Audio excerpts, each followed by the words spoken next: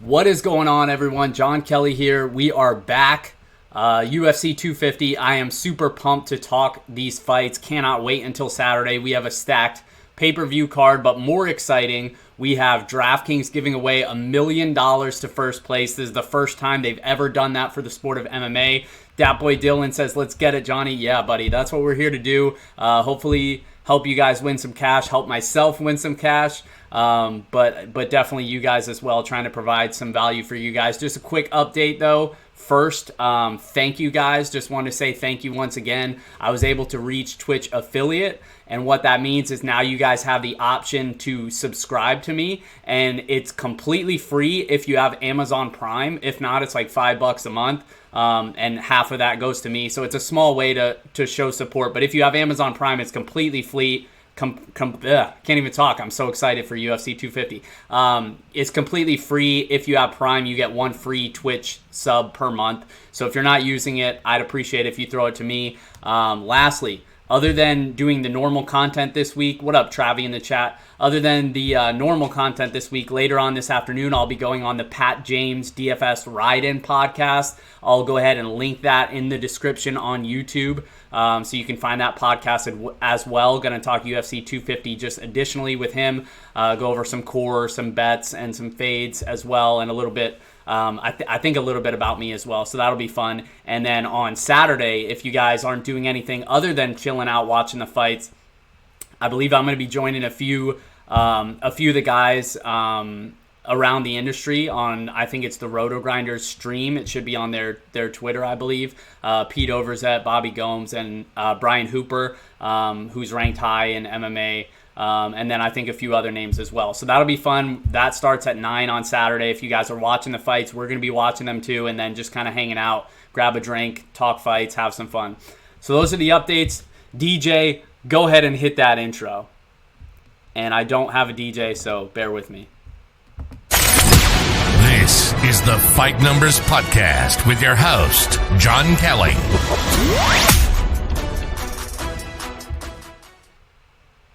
All right, now let's get into the fight. So I'll be honest. When I first looked at UFC 250, I was not really thinking that it was going to be a good DFS card.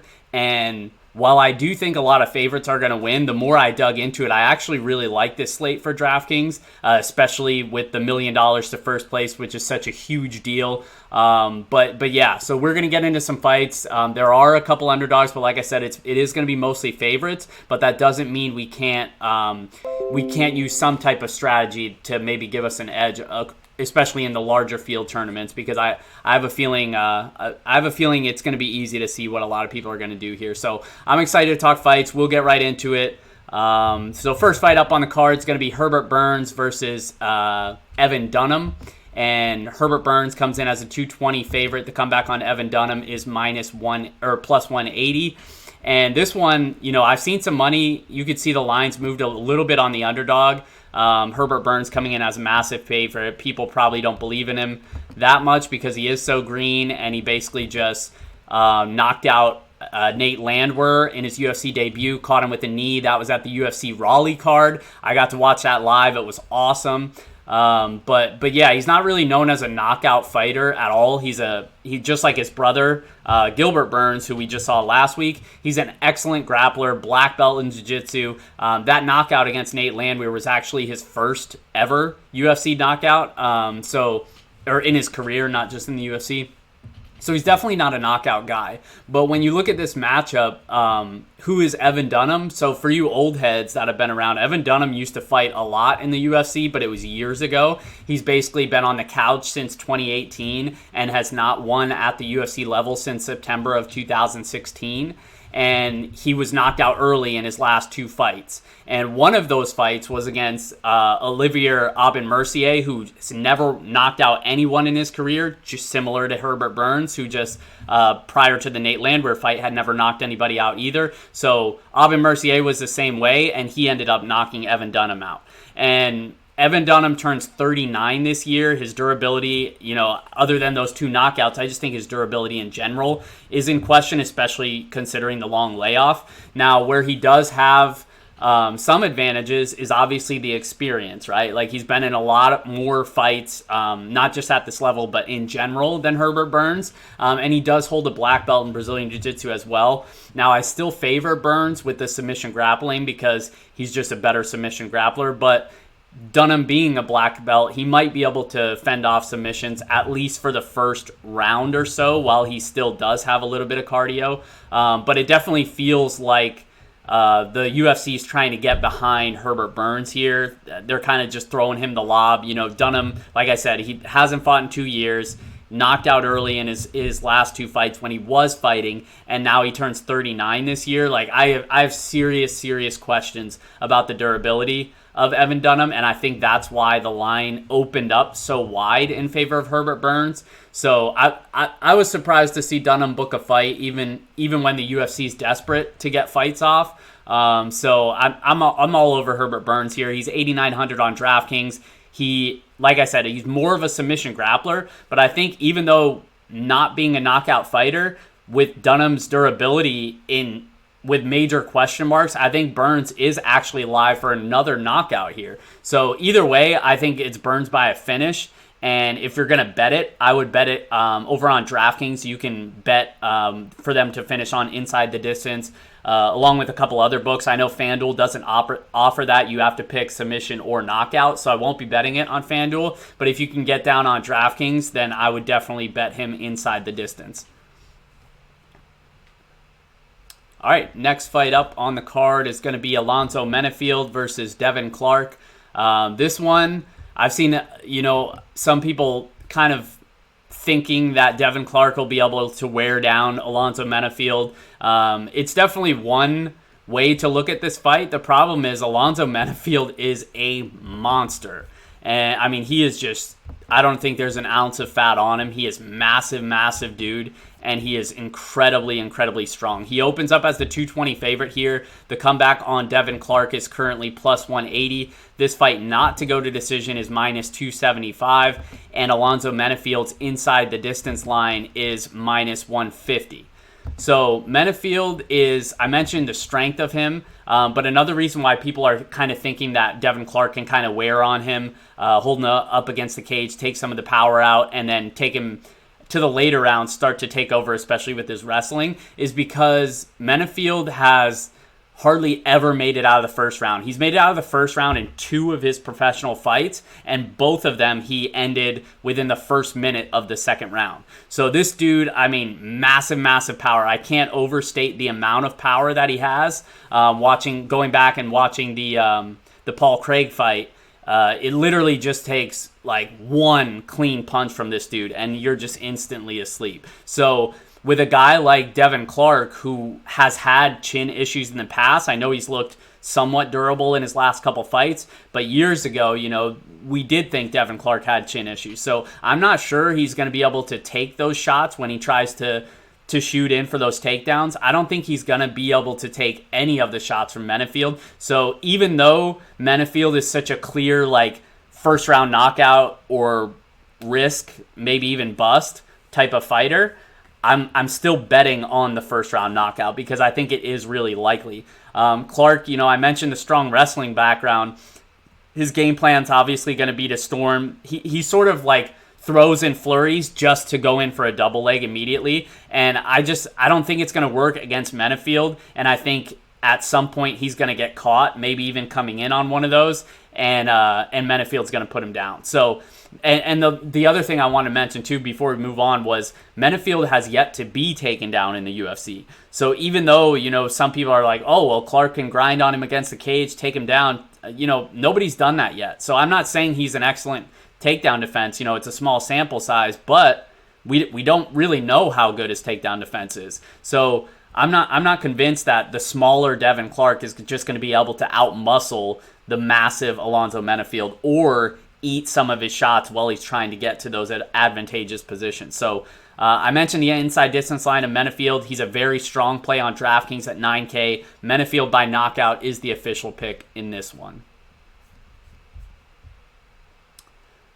All right, next fight up on the card is going to be Alex Perez versus Juicier Formiga. Perez, the minus 135 favorite. The comeback on Formiga is minus 130 or plus 115. Sorry, this fight to go to decision is minus 195. So this one we're definitely I think we're not going to see many decisions on this card, which is great because we all love to see finishes. But I think this is going to be one that does go to decision for sure. And it's reflective in the lines. Both of these guys are kind of decision fighters, especially Formiga. But even Perez, lately he's been a decision fighter as well. And neither guy really has a strong inside distance line. But Alex Perez is coming off the finish in his last fight against Quinones. That's Sean O'Malley, not Quinones. Who did Perez fight?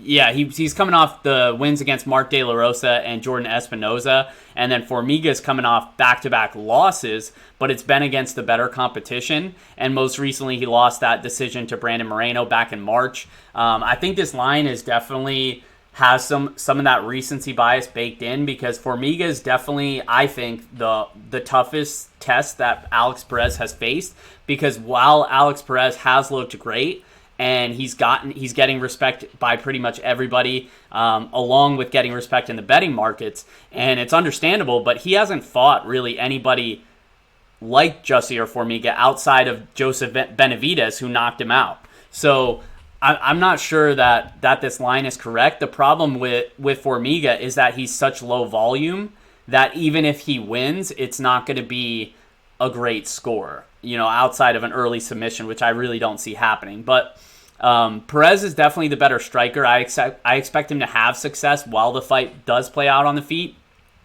Mainly just due to volume alone. He lands way more than Formiga. He'll look to put a pace on him. He's an early, fast starter. But definitely on the mat and in the grappling exchanges is where I could see Formiga shine.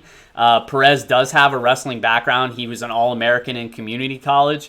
And I know some people are like, community college. Listen, I went to community college. It still counts, all right?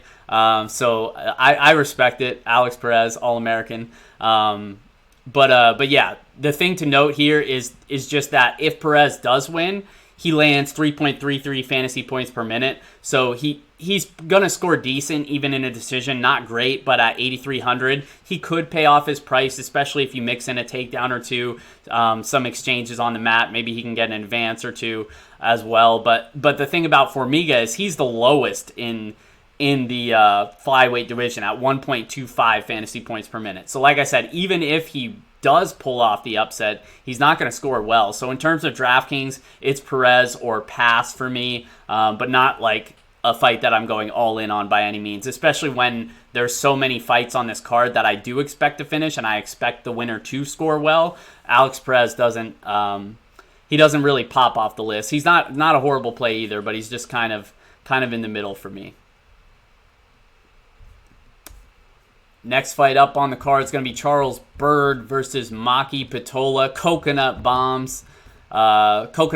We thought we were going to get him against Takashi Sato back in February, I believe. He pulled out due to illness in that one. I was really high on him for the bounce back spot after dropping a decision to Callan Potter where he's a minus 350 favorite. So now people obviously don't trust him at all. But the matchup with Sato would have been so much better for Pitola. Here, it's tough. Charles Byrd, I think he's just the better all-around fighter. He's coming off back-to-back knockout losses against Darren Stewart and Edmund Shabazian.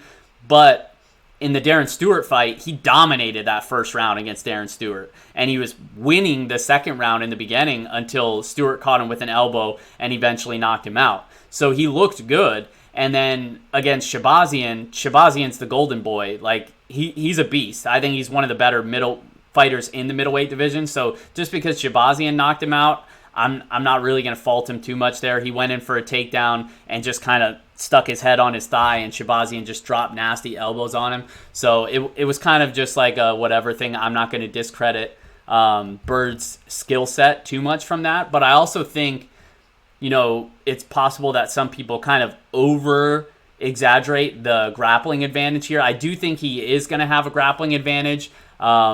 but I'm just not sure how great it is. Pitola did show off some decent submission defense against Callan Potter, who is a black belt, during that UFC debut. And Pitola's just, he's primarily just a boxer that throws in volume, which is good for DraftKings scoring. He likes to stay busy. He's not necessarily a one-punch power guy, but he is going to throw combinations in volume, which if Fight Metrics is feeling friendly that day, then that's going to score well for DraftKings. So it is possible, we see the chin of Bird get tested again here against Coconut Bombs, who is a good boxer, who wants to stand and trade. But at the same time, if Bird implements that wrestling advantage, which I think he will have a decent wrestling advantage, and he's able to take down Pitolo, I'm just not sure if he'll be able to do much with those takedowns, which is why the most likely outcome I see is Bird by decision. But, I mentioned the concern of his chin. Obviously, aside from the knockout, he's getting older. He turns 37 this year. It's a little bit concerning for me. I think the line is about right. If I had to cap it myself, I'd probably put him at minus 150 or so. But in terms of DraftKings, when looking at the pricing, and we'll go ahead and pull up DraftKings pricing real quick. But I'm definitely going to be heavier on Maki Pitola, just due to the price. Even though I think, like I said, Bird's the better all-around fighter, and he probably does win a decision, he's 8,800.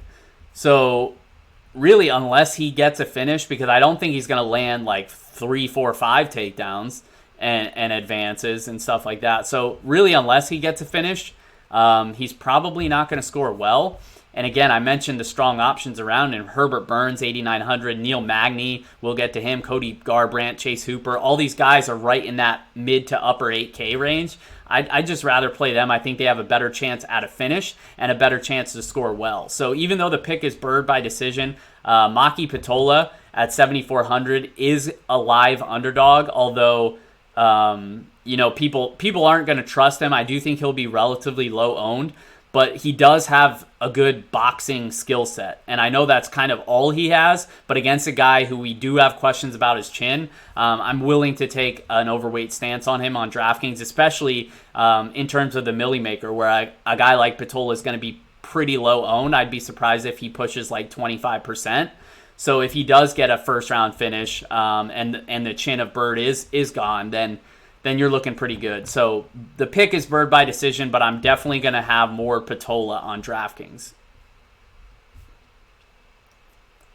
All right, next fight up on the card is going to be Cody Stammen versus Bryan Boom Kelleher. Bryan Kelleher obviously just fought a couple weeks ago against Hunter Azure and pulled off a big upset. That is 2 fights in a row for Bryan Kelleher where he just completely burned me. I was on Ode Osborne in his debut. Kelleher submitted him with a guillotine. I was on Hunter Azure a little bit to win by decision. I had a bet for Azure to win by decision, and Azure looked great out the gates. Didn't want to wrestle for whatever reason, just wanted to stand and trade, and Kelleher caught him and sat him down. So just a spoiler alert, Bryan Kelleher is like my kryptonite. So I am picking Stammen here, and I'll get into why, but I just wanted to throw that out there because Kelleher continuously proves me wrong. But the line here on Cody Stammen, he is a minus 265 favorite. The comeback on Bryan Boom Kelleher is plus 225. This fight to go to decision, this is another one that I'm expecting decision, minus 210. And I actually really like the decision prop for Stammen at minus 135. I already bet that yesterday, actually. So that's one I'm pretty confident about, and I'll get to why. So obviously I mentioned Bryan Kelleher. He fought Hunter Azure recently. Now he's turned around on short notice, but Cody Stammen, he's a really good fighter. Not very exciting fighter, but a really good fighter. And he's coming off what I think was a highway robbery draw against Yadong Song last December, where he outstruck him and he landed 5 takedowns and Yadong Song landed 0. But somehow he didn't get the win. Don't ask me how. But his only loss in the UFC came against Aljamain Sterling, who I consider to be, a top 3 bantamweight right now. So it just goes to show you that Stammen knows how to win. And the way he does it is with his wrestling background. He is an excellent wrestler, and he has great cardio, which is awesome for DraftKings typically if they do land those takedowns in volume. The issue with him is there are some fights where he doesn't go to that wrestling game plan, and when he doesn't, obviously he doesn't score very well. Even though he's semi-active on the feet, it's just not enough without those wrestling takedowns and advances. So aside from the obvious wrestling advantage that I mentioned, I actually think Stammen's the better striker as well. He's much better defensively. I think he's just a little bit quicker than Bryan Kelleher. Kelleher's only real advantage is that he's a brown belt in Brazilian Jiu-Jitsu, but I think the majority of the time where this does go to the ground, he'll be off his back, and Stammen, he has excellent fight IQ. I think he's a little bit too smart to get caught in something while he's in top position. And then the other possible way that Kelleher can win is obviously if he catches him just like he did Hunter Azure, and that's always within the range of outcomes with pretty much every fighter, but it's just not something that I see very likely, especially against Stammen, who's never been finished. So I'm on Stammen here for sure. Is it possible that Kelleher strikes gold and burns me again? Sure, probably. Anything's possible, but it's just not probable and not something that you can bet on. So Stammen by decision is the official pick. I'm confident enough to add him to parlays. And on DraftKings, he's in the mix for me. But because, like I said, he has had matchups where he doesn't land takedowns in volume, that's concerning. When he's 9,100, you see he's been in the 80s, 70s, 60s, even 50s, 135. So he's kind of all over the place.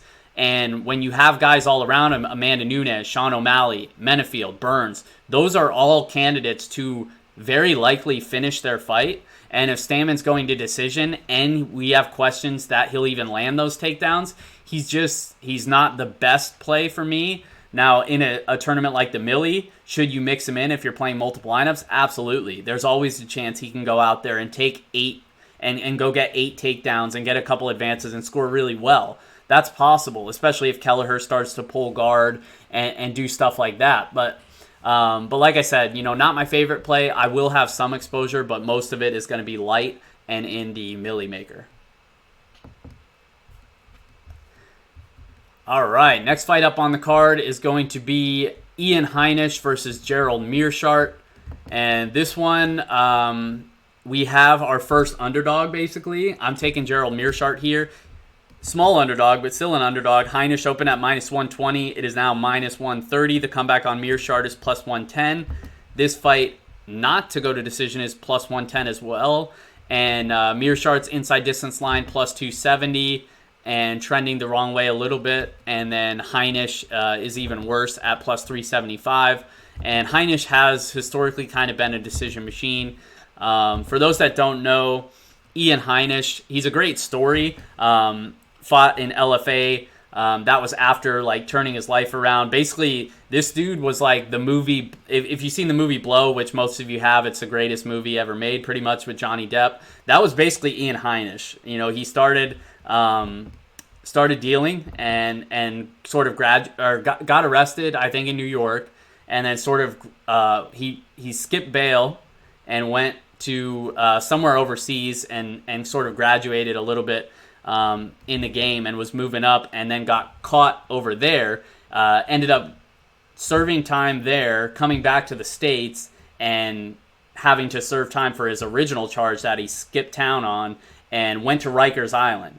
And then basically served his time, got out of there, wanted to change his life around, found Jesus, all of that good stuff, and now turned into a pretty good fighter. He fought over in LFA, had some success there, looked pretty good, came over to the UFC, won as an upset in his first 2 fights, I believe, in the UFC, and has had some success. I like the story. I like Ian Hainish. The fact that he was able to do that is awesome. It's inspiring.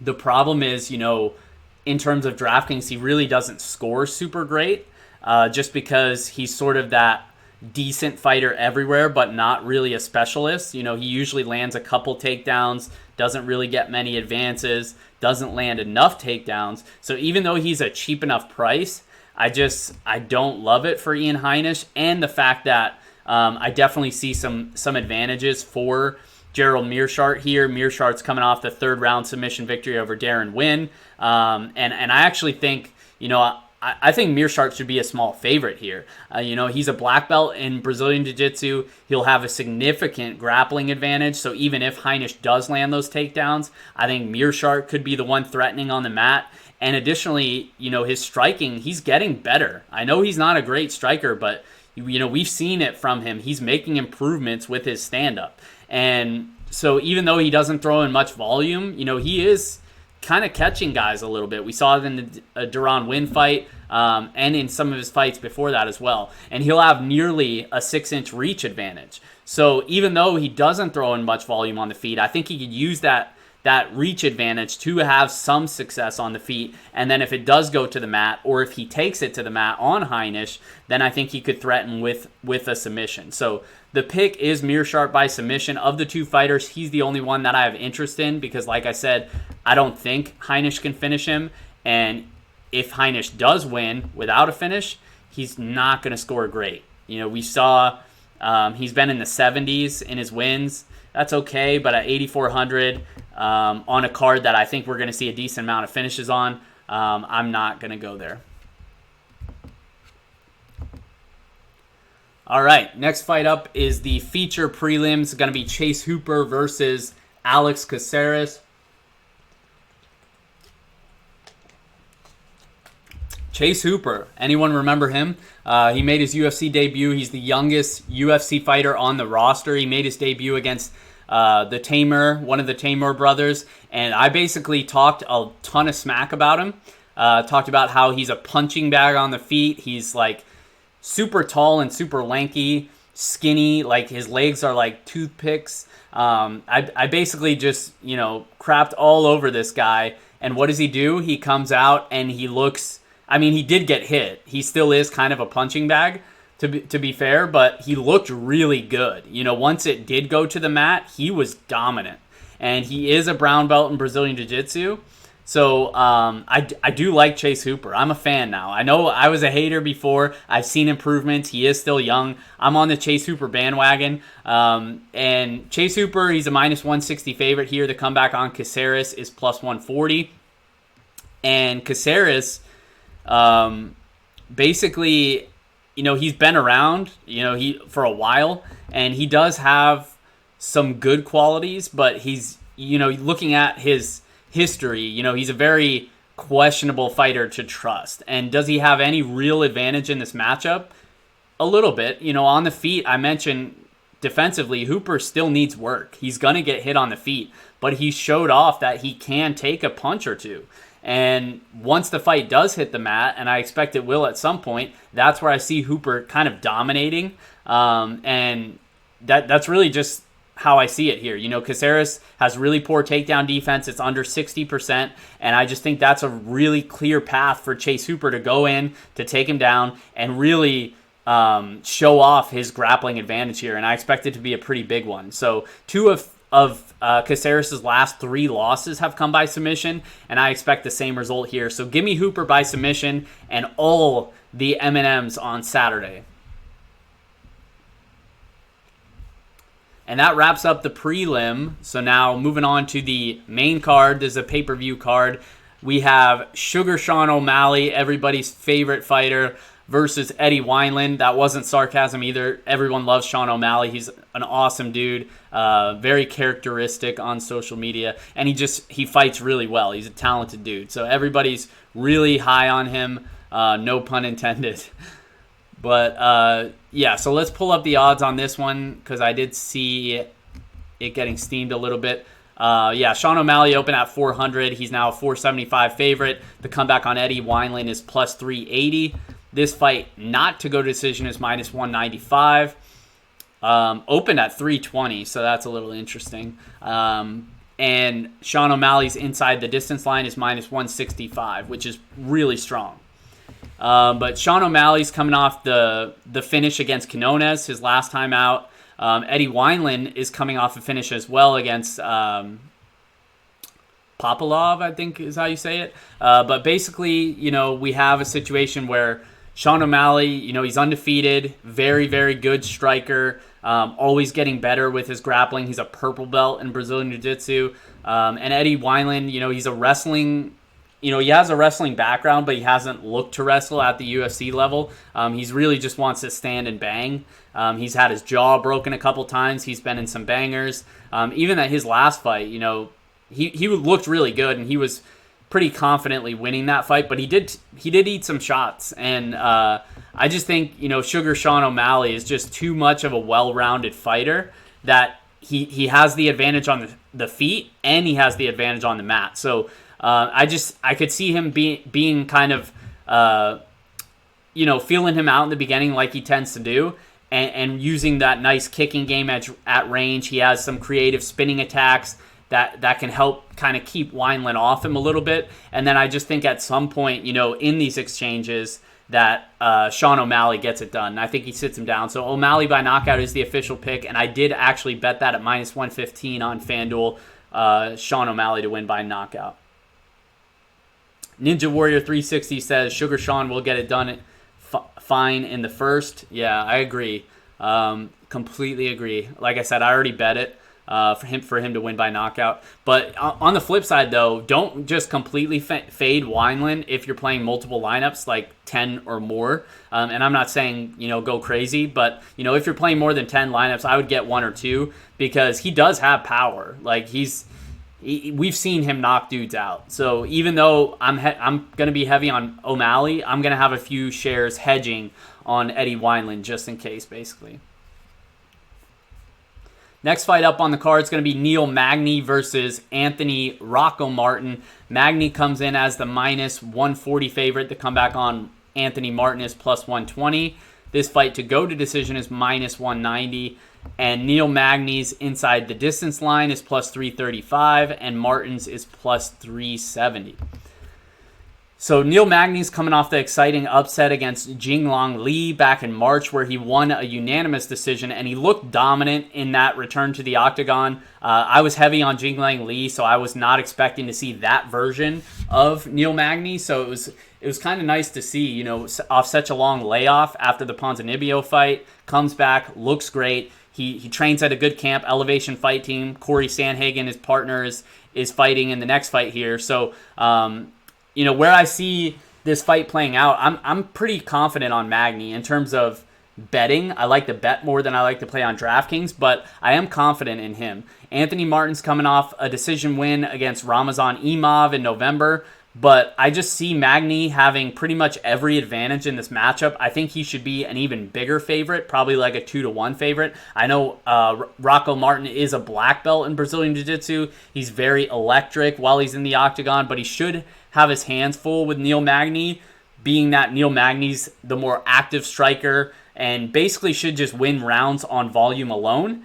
But on top of that, he's the much longer fighter. He'll have a 6.5-inch reach advantage, and he's the type of fighter that knows how to use his reach advantage. So the way Martin fights, he leaves his hands really low while he's boxing at range. And the jab of Magny, I think, is going to have a ton of success. And then lastly, if the fight does hit the mat, I think Magny could even have some success on the mat because he's a brown belt in Brazilian Jiu-Jitsu, and he's so much longer. And, that helps with the wrestling and grappling. When guys are a lot longer, they tend to be able to control you on the ground, outside of like some high level Brazilian Jiu-Jitsu. So I think Magny by decision is the official pick, and I've already bet that as well. Like I said, I'm pretty confident Magny wins a decision here. In terms of DraftKings, he kind of falls in that Charles Byrd conversation. He's $100 cheaper. I like him a little more than Burns because I'm more confident that he wins. But, 8,700, if the fight's likely to end in a decision, he's not going to score super great. And you have Cody Garbrandt, Chase Hooper below him. You have Herbert Burns, Menna above him. Those guys just all have a better chance to finish. Now, when you talk about the Millie Maker, is it possible Magny goes out there and looks dominant again and gets a few takedowns, couple advances, and scores decent? Yeah, it's possible. So if you're playing 10 or plus lineups, then yeah, mix them in. But if you're playing 3 to 5 lineups, I'm okay with taking a stance away from guys that I think are going to win a decision. All right, next fight up on the card. This is the fight I'm actually most excited about on the entire card. I actually need to take a drink here because I have a lot to say about my boy Corey Sandhagen, and I want to be fully prepared to say it. Yeah, so for starters, this fight should have been the co-main for sure, or it should have been the main event of next week's card instead of Cynthia Calvillo versus Jessica Ai, which is a total joke of a fight. They should have given us 5 rounds of Aljo and Corey Sandhagen. But that's beside the point. I'm not Mick Maynard, Sean Shelby, Dana White. They can handle that, even though this time I think they made the wrong decision. But, you know, if you guys have never listened to me during a Corey Sandhagen fight, I'm very excited every time Corey Sandhagen fights. He is my favorite fighter in the UFC. For a couple reasons. His personality is awesome. He's a great dude. He has his own podcast, Punchlines Podcast, I think it's called, where they have a bunch of other fighters on it, and they talk about, you know, the mental side of fighting and stuff like that. It's really interesting. He also doesn't use paper towels, so that's a positive for the environment. But then the bigger reason why I love Corey Sandhagen is his fighting style, right? He is the most exciting fighter, I think, to watch. And it's because, you know, the way he fights is so great. You know, he has arguably just as good a footwork as Dominic Cruz. And he's talked in the past about how he's kind of molded his footwork. You know, he's always switching stances. He's always, you know, going into the fighter's range at different angles so they can't counter him how they want to and how they're used to. But aside from that, he's super, super active. He's like top 5 in the UFC history for most significant strikes landed per minute. He comes in at just under 4 fantasy points per minute. So even in a decision fight, we know he's going to score really well because he puts on such a high pace. He literally has one of the fastest paces in the UFC. And then on top of that, he's a good finisher as well. He's a good boxer. He loves that shovel hook with his left that he tends to find some success. You know, if you go back and watch the Austin Arnett fight, that was one that really stuck out. Landed it a couple times against John Lineker as well. He's a good boxer, knows and understands how to use range very, very well. Super quick with his feints and jumping in and out of range. So while this fight plays out on the feet, and I've seen a lot of people on Aljamain Sterling here, and no disrespect because I think Sterling is a very good fighter in the bantamweight division. I think this fight should actually be for the bantamweight belt. I think Peter Yan and Jose Aldo don't have the credentials that Sterling or Sandhagen have. And I think both of them would probably beat Peter Yan and Jose Aldo. And I know that might be a hot take because Peter Yan is like everybody's new favorite fighter, but these guys are very, very good bantamweights. I think these are the 2 best bantamweights in the division. So I was a little surprised that I saw so many people on Sterling, and a lot of the reasoning is because, you know, he's a good wrestler, a good grappler, but Sandhagen's a brown belt. Like, I know Sterling just got his black belt last year, but Sandhagen's a brown belt. We've seen him on the mat. Even when Alcantara literally had his arm all twisted up where anyone else would have tapped, he literally just sat there with his arm all mangled, didn't tap out, ended up reversing position, and then dropping his nasty elbows. He has some of the best ground and pound, not just in this division, but in the UFC. And you see it in his training videos as well. Elevation Fight Team trains ground and pound. You know, obviously every camp does, but I think they train it better than any other camp.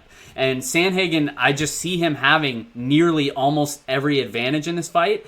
And the advantage that Sterling does have with the wrestling and grappling, I just don't see it being that significant. Yes, he can take Sandhagen down. Sandhagen, I think, could take him down as well. He lands over a takedown per 15 as well. And then I mentioned the grappling, where I think it's, yeah, Sterling's probably a better submission grappler, but I don't think it's that significant. And then on the feet, I just really, really favor Sandhagen. I know we've seen Aljamain Sterling improve his striking, especially against Pedro Nunez. And his last couple fights, he's been a lot more active after people kind of called him out for fighting a boring fighting style. But, you know, when you take a guy who's predominantly a wrestling and grappling based fighter who's improving their striking, and then you take a fighter who I think is the best striker in the bantamweight division, Come on now. Like, you know I'm going Sandhagen. The fact that he is not the favorite here is very puzzling to me. At only 8K, I mentioned the fantasy points per minute, nearly 4 per minute. So even in a decision, on average, he's scoring about 90 points. So I'm on Corey Sandhagen here. You know I got to go with my boy. Sandhagen by decision is the official pick. And like I said, he should be the favorite here. So I'm betting it all the way up until he's a minus 140. And that's not going to happen. So I'm just saying I would up to the point where he was a minus 140 favorite. So yeah, if you couldn't tell already, I'm on Corey Sandhagen here. I cannot wait for this fight. I'm super excited for this fight. I am mad that we don't get 5 rounds of this fight, but it's okay because it's still a great fight and we still have 2 other fights on the card. Ninja Warrior 360 says Sandhagen is the future. I think Sandhagen's the now. I think he was the future a couple fights ago. You know, when he fought Mario Batista, landed the flying knee. When he fought Austin Arnett, you know, seeing the boxing, how he used his range. And, you know, he was the future before. I think he has arrived. And it's only a matter of time before everyone else starts to see it too. And most people have, you know. I'm not the only one. Everyone has been touting Sandhagen for a while now. But I'm just very, very high on Corey Sandhagen. All right, up next, the co-main event is Rafaela Sunsail versus Cody Garbrandt. Cody Garbrandt is making his return to the octagon, comes in as a small favorite here. We'll see if the fight moved at all. It was minus 145. Yeah, still minus 145 on Cody Garbrandt. And the comeback on a Sunsail is plus 125. This fight not to go to decision is minus 155. And the inside distance line for both fighters, Garbrandt stands at plus 165 and a Sunsail at plus 275. And in terms of DraftKings, Garbrandt 8,600, a Sunsail 7,600. Cody Garbrandt, yeah, he's an awesome fighter. Basically come out guns blazing in the UFC, was undefeated, fought Dominic Cruz for the belt, beat him in a 5-round decision, and now he's lost 3 straight, all by knockout. 2 of which came by TJ Dillashaw, most recently knocked out by Pedro Nunez last year in what was, you know, a really fun, exciting fight while it lasted. Back and forth, nonstop. Both guys landed some heavy blows, but ultimately the chin of Garbrandt didn't hold up, and that's really been the question mark here. We know Garbrandt is an excellent striker. You know, he's an awesome, awesome boxer, but if your chin doesn't hold up, it's pretty tough to trust you. And in terms of this matchup, does a Sunsail have the power to sit him down? I think so. Does that mean he will? I don't know. You know, we could see, Cody Garbrandt is in his last 2 fights especially, he just kind of got baited into a stand and each fighter take a bunch of, see who can take the heavier blows. And if he fights like that, I don't know if his chin's good enough to hold up, but he is the better fighter. And that's what I keep going back to is like, I'm not just going to bet against him because I don't fully trust his chin, because I think he's a better fighter. And a Sunsail, you know, he turns 38 this year. I just think at this stage in both their careers, Garbrandt's the better fighter. You know, he's quicker on the feet, much quicker. I think he's going to have more success on the feet. A Sunsail usually lands a couple takedowns and probably the better grappler as well. It's just Cody Garbrandt's never been taken down in the UFC. So I expect this to be a stand and trade match. So it really just depends if Garbrandt's chin's going to hold up.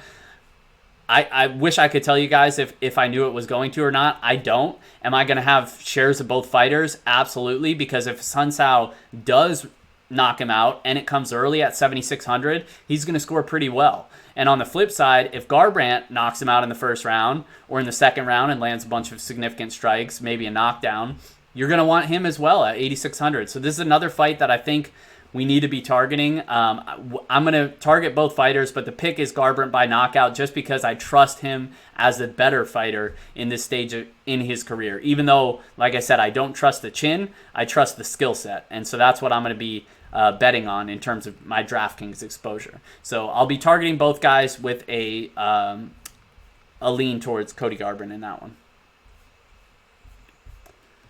All right, we made it to the main event. Amanda Nunez versus Felicia Spencer. Nunez comes in as the biggest favorite on the card. No surprise there. She's a minus 650 favorite. The comeback on Felicia Spencer is plus 475. And Nunez inside distance line is minus 180. Opened at 245, minus 245. which is really, really strong. It's come back a little bit, but it's still really strong. And, it's no surprise I'm going Amanda Nunez here. I'm of the belief that Amanda Nunez is the pound-for-pound greatest fighter of all time. Male or female, doesn't matter. She is that good, in my opinion, in terms of the way she's dominated multiple divisions. She's got to be at least in the conversation. So she's on a 10-fight win streak, most recently beat Germaine Durandamy to a unanimous decision in December. And I find it hard seeing a path for Felicia Spencer here.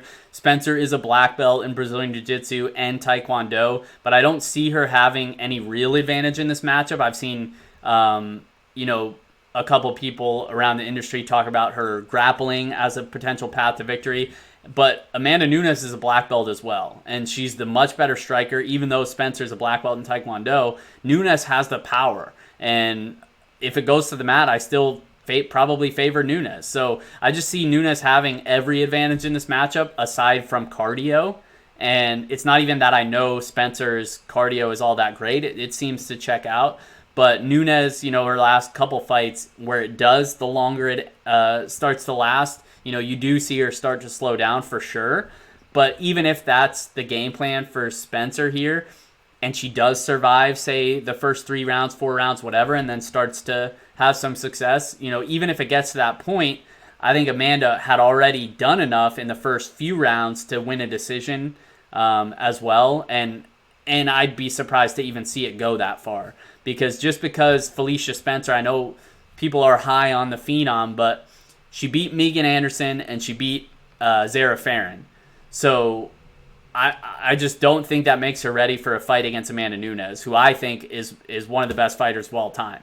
So I think Amanda knocks her out here probably early, and she has the strongest inside distance line of the slate. So obviously she's a strong play on DraftKings, even though she's 9.4K, which is the most expensive. You're going to pay for her.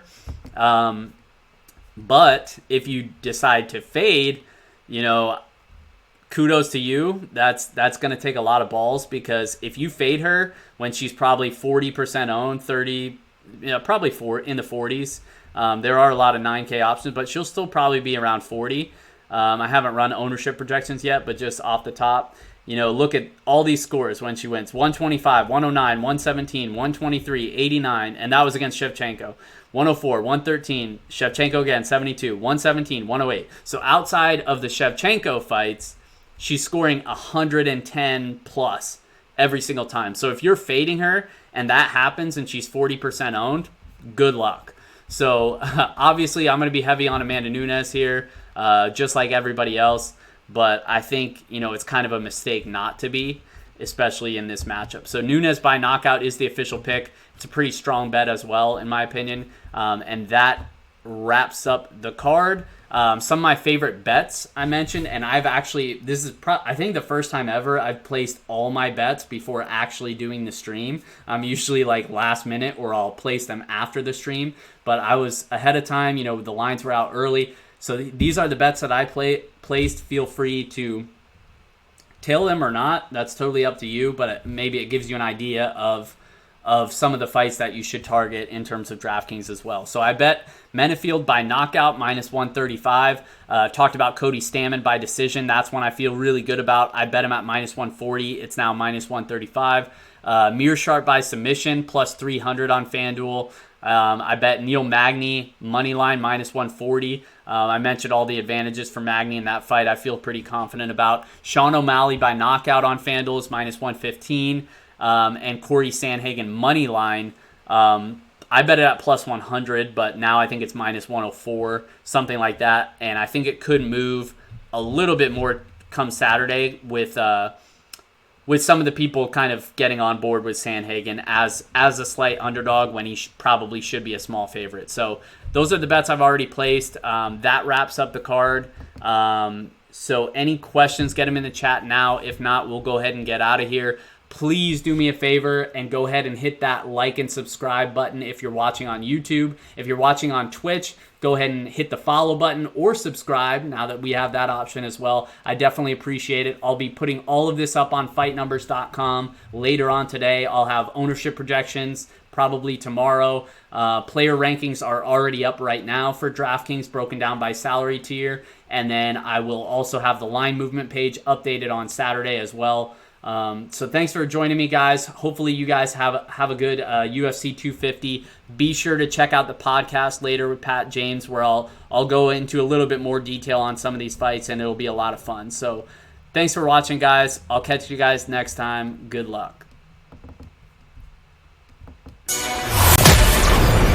You've been listening to the Fight Numbers Podcast with John Kelly. Thanks for listening, and be sure to like and subscribe.